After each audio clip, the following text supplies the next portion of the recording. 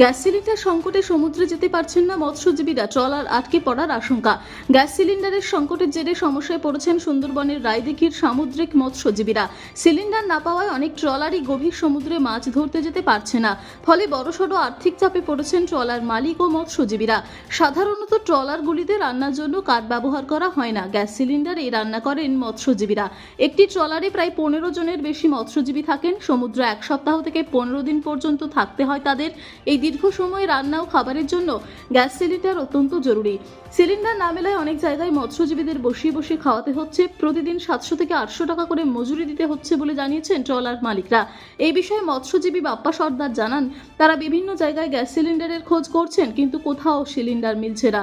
এদিকে ban period শুরু হওয়ার আগে এখনও 2টি ট্রিপের মাছ ধরা বাকি রয়েছে, অর্থাৎ আরও প্রায় 1 মাস মাছ ধরা চলবে।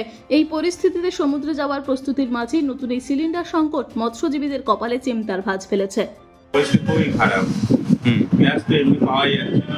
আমাদের এখন ট্রলি চলে গ্যাসের দিয়ে রান্না হয়, কিন্তু গ্যাসের এত ক্রাইসিস, যার জন্য আমরা কীভাবে এখনও 2টো ফিশিং বাকি আছে, 1 মাস বাকি, 2টো ফিশিং হবে, কিন্তু কীভাবে চালাবো আমরা বুঝতে পারছি না। কটা করে গ্যাস লাগে এমনি? আমাদের এমনিতে 2টো করে গ্যাস লাগে।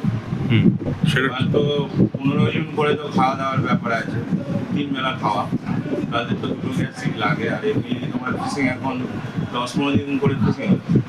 এই মুহূর্তে রায়দিঘিতে যে সমস্ত গ্যাস ডিলার বা আমাদের যারা সাবসিডার আছে তারা এই সমস্ত গ্যাস পাচ্ছে না।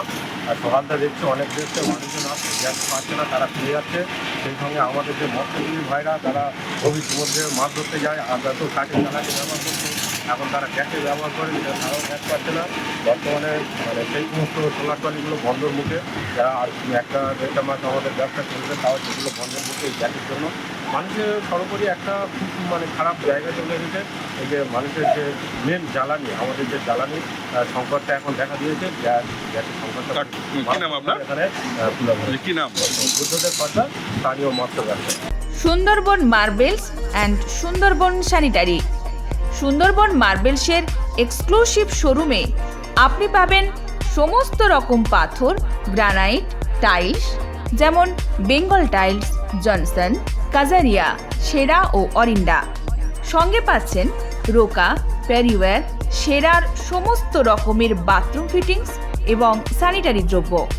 ঠিকানা: কাকদ্বীপ ইয়ংস্টার রোড, দূরভাষ 8768387935 অথবা 9734084860। নমস্কার, বিশ্বজিৎ পাত্র, প্রোপাইটার সুন্দরবন মার্বেলস। সবাইকে আমন্ত্রণ জানাচ্ছি, আমাদের প্রতিষ্ঠানে আসুন, আমাদের মেটেরিয়ালস দেখুন, আমাদের মোটো সঠিক মান, সঠিক দাম। আপনি প্রত্যেকটা কোয়ালিটির সঙ্গে তার সঠিক দাম পাবেন।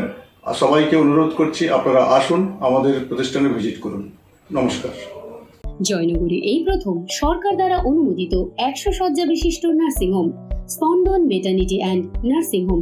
এখানে 24 ঘন্টা ICCU, NICU, ডায়ালিসিস ও সকল প্রকার মাইক্রোসার্জারি সহ অত্যাধুনিক CR যুক্ত মডিউলার অপারেশন থিয়েটারে স্পাইন, ব্রেন ও অর্থোপেডিক রিপ্লেসমেন্ট সার্জারির সুব্যবস্থা আছে।